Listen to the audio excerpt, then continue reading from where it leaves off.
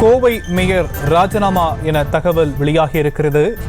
Mayor பதவியிலிருந்து கல்பனா ராஜினாமா செய்திருப்பதான தகவலை அண்மை செய்தியாக பார்த்துக் கொண்டிருக்கிறோம். கோவை மேயர் பதவியிலிருந்து கல்பனா ராஜினாமா செய்துள்ளதாக தகவல் வெளியாகி இருக்கக்கூடிய அந்த அண்மை செய்தியை பார்த்துக் கொண்டிருக்கிறோம். மேயர் ராஜினாமா செய்திருக்கிறார். தன்னுடைய பதவியை அவர் ராஜினாமா செய்திருக்கக்கூடிய அண்மை செய்தி வெளியாகி இருக்கிறது. கோவை மேயர் பதவியிலிருந்து கல்பனா ராஜினாமா செய்திருப்பதாக தகவல் வெளியாகி இருக்கக்கூடிய அண்மை செய்தி. விவரங்களை எம்முடைய செய்தியாளர் அருண்குமார் வழங்க நாம் கேட்கலாம். அருண்குமார், இதற்கான காரணங்கள் என்ன? வணக்கம். கோவை மாநகராட்சியினுடைய மேயராக பணியாற்றி வருபவர் கல்பனா ஆனந்தகுமார். இவர் மீது ஏற்கனவே பல்வேறு குற்றச்சாட்டுகள் திமுக கவுன்சிலர்களாலேயே எழுப்பப்பட்டது. கடந்த ஓராண்டிற்கும் மேலாக கடுமையான நெருக்கடிகளை திமுக ஆளுங்கட்சி கவுன்சிலர்களே அவர் மீது கொடுத்து வந்திருந்த சூழ்நிலை தான் நேற்று முதல் அவர் தனது பதவியை ராஜினாமா செய்திருக்கிறார் என்ற தகவலானது வெளியாகி இருந்தது. இதற்காக சென்னையில் கடந்த 2 தினங்களாக முகாமிட்டிருந்த மேயர் கல்பனா ஆனந்தகுமார் தனது ராஜினாமாவை ரத்து செய்யும்படி தலைமையிடம் கேட்டுக்கொண்டதாக கூறப்பட்டது.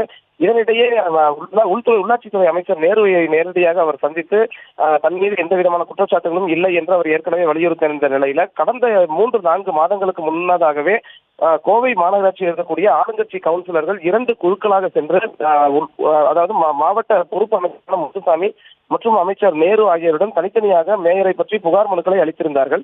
இந்த சூழல்ல தான் இன்றைய தினம் அவர் தனது பதவியை ராஜினாமா செய்திருப்பதாக தகவல்கள் வெளியாகி இருக்கிறது. அதிலும் குறிப்பாக சென்னையில் அவர் தனது ராஜினாமா கடிதத்தை கொடுத்திருப்பதாகவும், கோவையில் முறைப்படி மாநகராட்சி ஆணையாளர் சிவகுரு பிரபாகரனிடம் தானாக நேரில் வந்து இந்த ராஜினாமா கடிதத்தை கொடுக்காமல் வேறொரு நபர் மூலமாக இந்த கடிதத்தை கொடுத்து அனுப்பியிருப்பதாகவும் தற்போது தகவல்கள் வெளியாகி இருக்கிறது.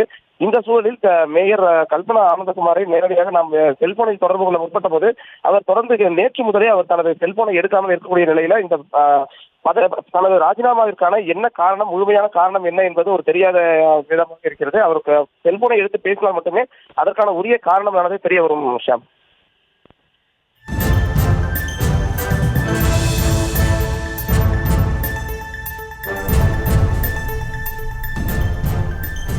அருண், தற்போது மேயர் தன்னுடைய பதவியிலிருந்து ராஜினாமா செய்திருக்கக்கூடிய நிலையில அடுத்த கட்ட நகர்வு இந்த இஷ்யூஸை பொறுத்த வரைக்கும் எப்படி இருக்க வாய்ப்பு இருக்கு?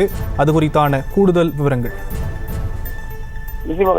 அதாவது ஏற்கனவே கோவை மாநகராட்சியில உள்ளாட்சி தேர்தல் நிறைவடைந்த நிலையில 20 பெயர் அடிபட்டுக் கொண்டிருந்தது. அதில் குறிப்பாக தற்போது கோவை மத்திய மண்டல தலைவராக இருக்கக்கூடிய மீனா லோகு, அதே போன்று கிழக்கு மண்டல தலைவராக இருக்கக்கூடியவர் என 2 பெண்களின் பெயர்களானது அவர்கள் தான் மேயராக வருவார் என்றும், அதே போன்று 97வது வார்டு உறுப்பினரான ஒருவருடைய பெயரும் அடிபட்டுக் கொண்டிருந்தது. இந்த சூழல்ல தான் தொடர்ந்து வேறு யாராவது மேயருக்கு போட்டியிடுவார்கள் என்ற நிலையில திடீரென கல்பனா ஆனந்தகுமார் அறிவிக்கப்பட்டிருந்தார். கல்பனா ஆனந்தகுமார் அறிவிக்கப்பட்ட நாள் முதலே கோவை மாநகராட்சியை பொறுத்த வரைக்கும் 2-3 குழுக்களாக பிரிந்துதான் உறுப்பினர்கள் செயல்பட்டுக் கொண்டிருந்தார்கள்.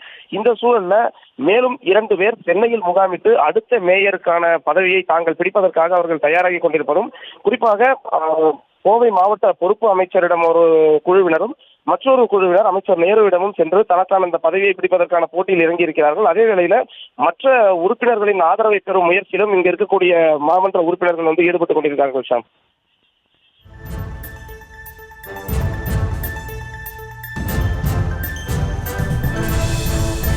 தற்போதைய விவரங்களுக்கு நன்றி அருண்.